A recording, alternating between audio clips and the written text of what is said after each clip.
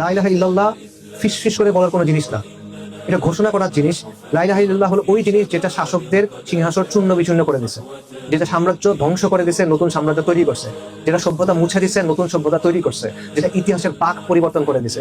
লা ইলাহা ইল্লাল্লাহ হলো ওই জিনিস যেটা মজলুমকে তার হক দিছে, যেটা আদল এবং ইনসাফ এনে দিছে, যেটা ধনী গরিবকে ধনীর সমান করছে, অসহায়কে শক্তিশালী সমান করছে। এটা হলো লা ইলাহা ইল্লাল্লাহ। এবং এই কারণে যুগে যুগে এটা বিরোধিতা হয়েছে, এই কারণে এটার গুরুত্ব এত বেশি, এই কারণে এটা আঁকড়ায় ধরে থাকা, সত্যিকার অর্থে আঁকড়ায় ধরে থাকা এতটা কঠিন। এবং এটার জন্য এত বড় পুরস্কার আল্লাহ বলছেন। কোন পুরস্কার বলেন?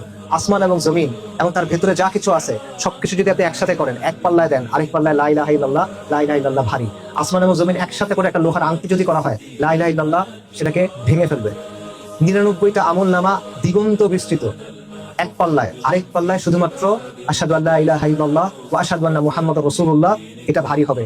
এই জন্য এত পুরস্কার এটার জন্য।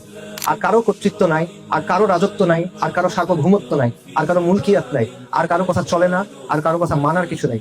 একমাত্র কর্তৃপক্ষ, একমাত্র সার্বভৌম সত্তা, একমাত্র মালিক, একমাত্র ইলাহ আল্লাহ আযজা ওয়া জাল। লা ইলাহা ইল্লাল্লাহ, এটা আপনার নাজাতের বাণী, এটা দুনিয়াতে আপনার আজাদির বাণী, এবং এটা দুনিয়াতে এই জাহেলিয়াতকে উৎখাত করে সেখানে দ্বীনকে কায়েম করার যে বিপ্লব, সেটার বাণী।